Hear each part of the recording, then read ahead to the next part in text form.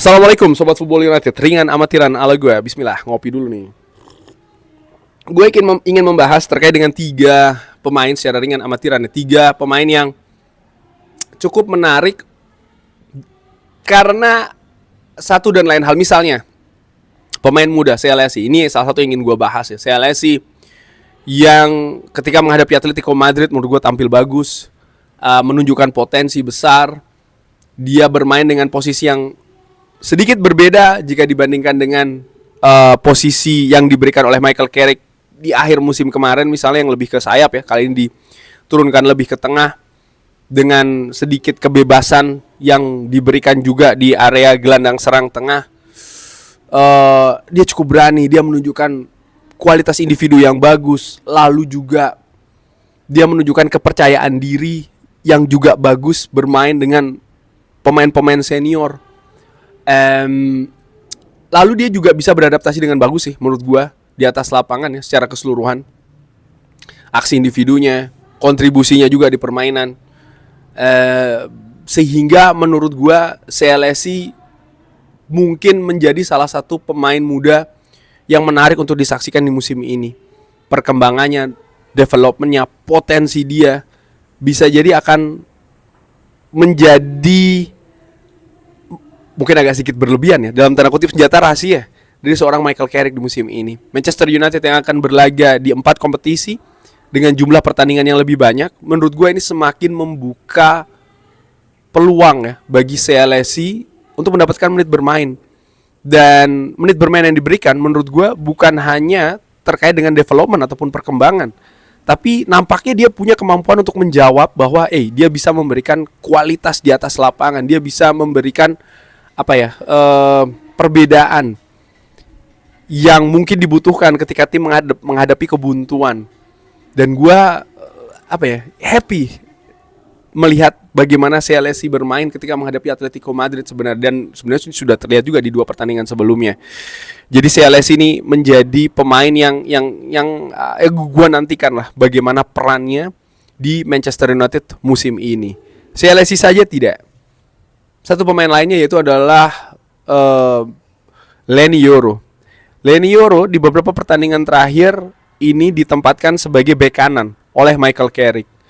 Dan gue berpikir dengan konsistennya Michael Carrick menempatkan Leny Yoro di posisi bek kanan, bukan tidak mungkin Michael Carrick memang mempersiapkan Leny Yoro untuk posisi bek kanan. Setidaknya ketika Manchester United menjalani musim awal, mungkin proyeksinya Diogo Dalot belum fit, belum tentu juga misalnya Nocer Mazraoui ini sudah siap, sehingga Leny Yoro saat ini secara konsisten diberikan posisi bek kanan. Dan menurut gua dia tidak tampil eksepsional ya, artinya dia tampil kayak spesial banget atau seperti apa, enggak.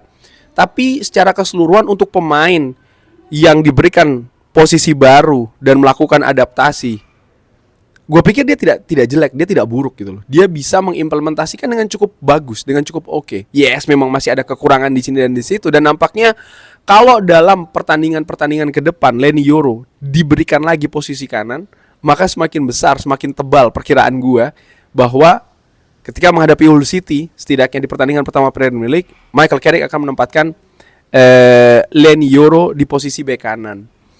Ini juga menarik, kenapa? Tadi gue sebutkan bahwa sebenarnya Leny Yoro posisi aslinya kita tahu ya, ada pada center back, pada back tengah.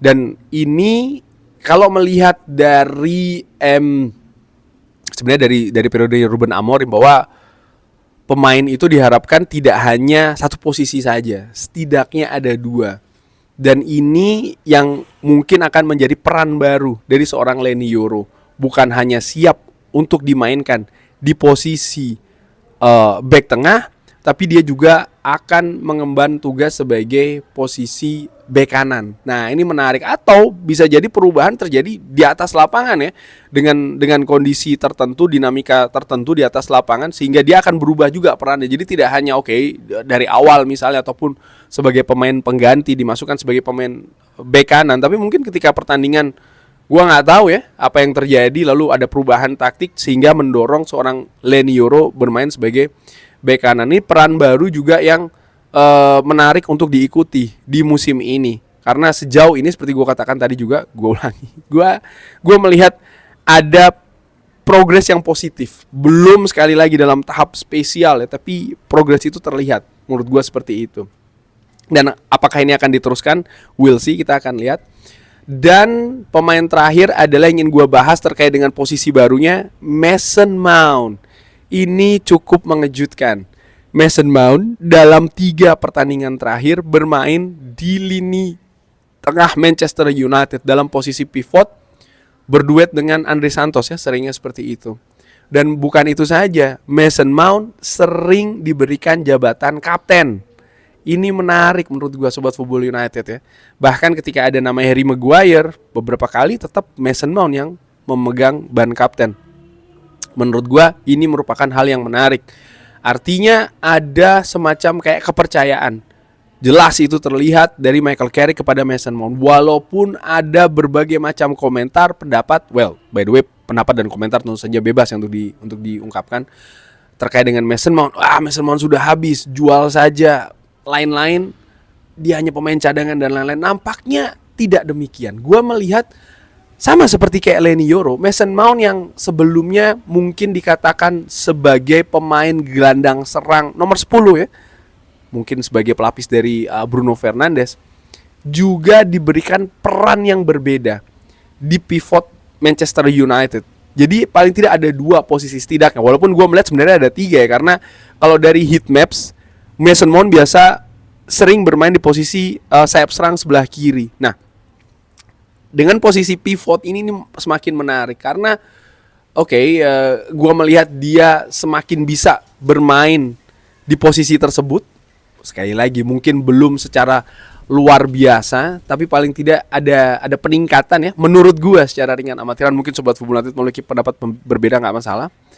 Lalu apakah ini jawaban dari gelandang ketiga Manchester United? Gue tidak henti-hentinya berpikir ke arah sana ketika gue menyaksikan Mason Mount menghadapi Atletico Madrid. Karena Manchester United sering sekali dikabarkan ingin mendatangkan gelandang ketiga, tapi memiliki keterbatasan, kesulitan dan lain-lain. Ada posisi lain yang harus diperkuat, ada keterbatasan dana. Manchester United belum bisa menjual pemain seperti yang diproyeksikan sebelumnya. Ada banyak situasi.